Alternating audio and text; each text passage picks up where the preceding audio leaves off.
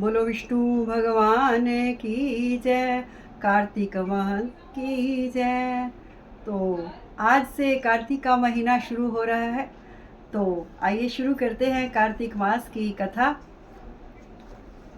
भज मन नारायण नारायण नारायण, भज मन नारायण नारायण नारायण, भज मन नारायण नारायण नारायण, लक्ष्मी नारायण नारायण नारायण, भज मन नारायण नारायण नारायण, लक्ष्मी नारायण नारायण नारायण, भज मन नारायण नारायण नारायण। बोलो कार्तिक महंत की जय, तुलसी माता की जय। पहला अध्याय। नैमिषारण्य तीर्थ में श्री सूत जी महाराज 88,000 शौनकादि ऋषियों से बोले, अब मैं आपके सामने कार्तिक माह की श्रेष्ठ कथा कहता हूँ, जिसे सुनकर मनुष्य सब प्रकार के पापों से छूटकर वैकुंठ को प्राप्त हो कर लेता है। सूत जी ने कहा, श्री कृष्ण जी से आज्ञा लेकर नारद जी के चले जाने पर सत्यभामा प्रसन्न होकर श्री कृष्ण से बोली, हे नाथ, मेरा जीवन सफल हो गया। मेरे माता पिता भी धन्य हैं, जो आपकी 16,000 रानियों में अत्यधिक प्यारी हैं।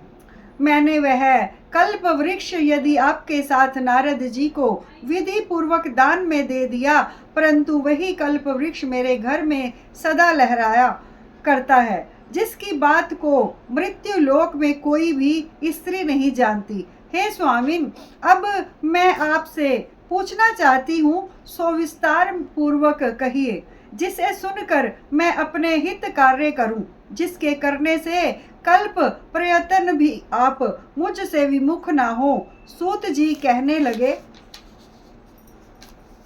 सत्यभामा के ऐसे वचनों को सुनकर श्री कृष्ण जी हंसते हुए सत्यभामा की बाह पकड़कर कल्प वृक्ष के नीचे गए और बोले, हे प्रिय, 16,000 स्त्रियों में से मुझे तुम प्राणों के समान प्यारी हो। तुम्हारे लिए देवताओं और देवराज इंद्र से भी मैंने विरोध किया था। उस महा अद्भुत वार्ता को सुनो। सूत जी बोले, एक दिन श्री कृष्ण भगवान जी ने सत्यभामा के साथ गरुड़ पर सवार होकर इंद्रलोक में जाकर कल्प वृक्ष मांगा। तब इंद्र के ना देने पर गरुड़ का इंद्र से घोर युद्ध हुआ था। हे प्रिय, जब तुम्हें हर चीज दे सकता हूँ, हर एक कार्य पूरा कर सकता हूँ, तो क्या तुम्हारे आश्चर्यजनक प्रश्न का उत्तर ना दे सकूंगा? यह सुनकर सत्यभामा बोली, हे प्रभु, पूर्व जन्म में मेरा कैसा स्वभाव था, किसकी पुत्री थी, मैंने कौन से दान व्रत या तप नहीं किए जिससे मुझे मृत्यु लोक में जन्म लेना पड़ा, और ऐसे कौन से शुभ कर्म किए कि यहाँ आकर आपकी अर्धांगिनी हुई और आप गरुड़ पर सवार होकर मुझे साथ में लिए इंद्र आदि देवताओं के स्थानों में फिरते हो। तब भगवान बोले, हे कांते, तुम पूर्व जन्म में किसकी पुत्री थी, कौन से पुण्य और व्रत आदि तथा शुभ कार्य तुमने किए थे, वह सब कहता हूँ। पूर्व समय में सतयुग के अंत में मायापुरी में अग्नि गोत्र में वेदों और यज्ञों का जानने वाला देव शर्मा नाम का ब्राह्मण रहता था। वह रोज अतिथियों की सेवा, हवन और सूर्य भगवान की पूजा किया करता था, इसलिए सूर्य की तरह तेजस्वी था। उस ब्राह्मण के बुढ़ापे में एक गुणवंती नाम की कन्या हुई, जिसका विवाह उस पुत्रहीन ब्राह्मण ने अपने चंद्र नाम के शिष्य के साथ कर दिया और वे दोनों पिता पुत्र की तरह रहने लगे। एक समय वे दोनों कुशा और समिधा लेने के लिए वन में हिमालय की ओर तलहटी में पहुंचे तो उन्होंने एक राक्षस को अपनी तरफ आते देखा, जिसके भय से उनके शरीर स्थिर हो गए और उनमें भागने की शक्ति भी नहीं रही। तब राक्षस ने दोनों को मार डाला। उनके धर्मात्मा होने के कारण मेरे पार्षद उनको वैकुंठ में ले गए, क्योंकि उन्होंने आजीवन सूर्य की पूजा की थी, इसलिए मैं दोनों पर अति प्रसन्न हुआ। जब वह दोनों विमान पर चढ़े हुए सूर्य के समान तेजस्वी रूपवान चंदन और माला धारण किए हुए वैकुंठ में आए, तब मेरे पास दिव्य भोगों के भोग भोगने लगे।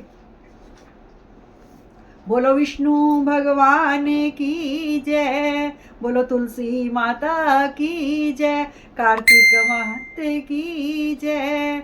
भज मन नारायण नारायण नारायण, भज मन नारायण नारायण नारायण, भज मन नारायण नारायण नारायण, भज मन नारायण नारायण नारायण। लक्ष्मी नारायण नारायण नारायण, भज मन नारायण नारायण नारायण, लक्ष्मी नारायण नारायण नारायण।